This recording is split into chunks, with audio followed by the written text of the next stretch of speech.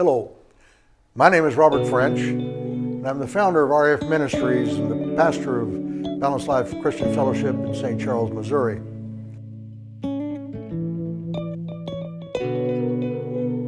Welcome to today's episode of Daily Bread. Hello, this is Pastor French, welcoming you to another segment of Daily Bread.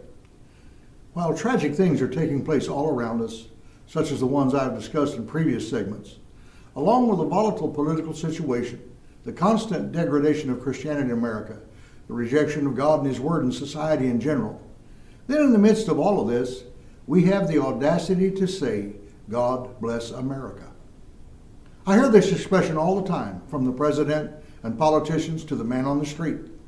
Some are probably sincere, while others say it just to appease the religious culture in their audience so as not to lose their vote.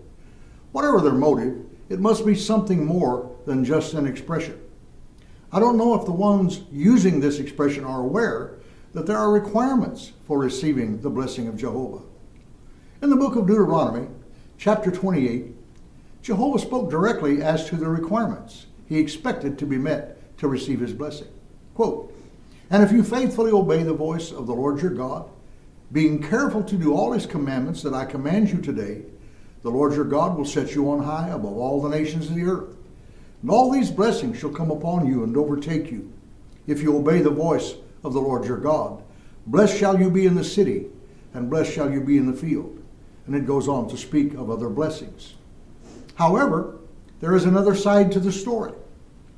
Beginning in verse 15, we read, quote, "But if you will not obey the voice of the Lord your God, or be careful to do all his commandments and his statutes that I command you today, then all these curses shall come upon you and overtake you. Cursed shall you be in the city, and cursed shall you be in the field. Cursed shall be your basket and your kneading bowl." And it goes on to describe several more curses. How is it that man can be so arrogant as to think that Jehovah will bless him even if he chooses not to keep his commandments? Solomon told us in Proverbs 14, verse 34, "Righteousness exalteth a nation, but sin is a reproach to any people." We desperately need the blessing of Jehovah in our nation today, but what are we willing to do to receive it? We have a very volatile political situation going on in the fight for power. We have an ever-increasing rejection of God and His Word, and an increasing degradation of Christianity in our nation. And we still stand up and say, God bless America. My question is, why should He? Now don't misunderstand me. I hope that He does, and I wish that He would.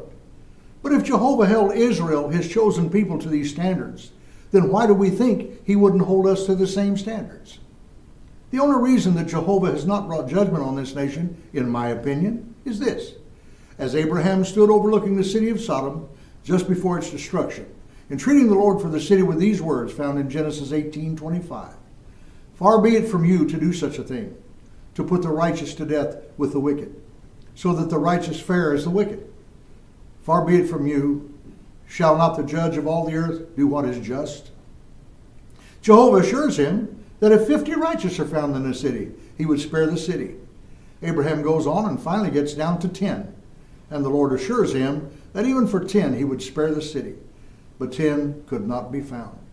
Jehovah is extremely patient and merciful, but there comes a point where he must administer justice. I think what needs to be said rather than God bless America is repent, America, and turn to the Lord. If the nation would repent, there would be no end of blessing that Jehovah would bestow on it and continue to do so. No weapon formed against us would prosper, and the Lord would bless the nation as a whole. In my opinion, the reason the Lord has not judged the nation as a whole is because there are some righteous ones in it. However, having said that, just because we do not see the Lord pouring out His wrath on the nation as a whole, it doesn't mean that His blessing rests on it. Jehovah's blessing rests on those who serve Him and keep His commandments. Jesus echoed this truth when He said this, found in Matthew's Gospel, chapter 23, verses 37 through 39. Quote, "O Jerusalem, Jerusalem, the city that kills the prophets and stones those who are sent to it, how often would I have gathered your children together as a hen gathers her brood under her wings, and you were not willing. See, your house is left to you desolate.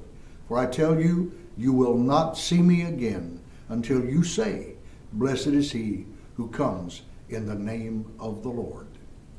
Thanks for watching, and remember, give love, give life, give Jesus.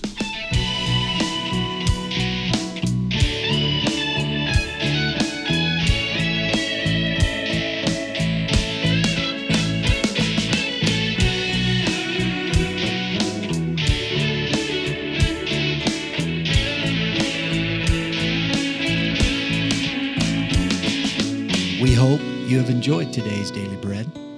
Join us again next week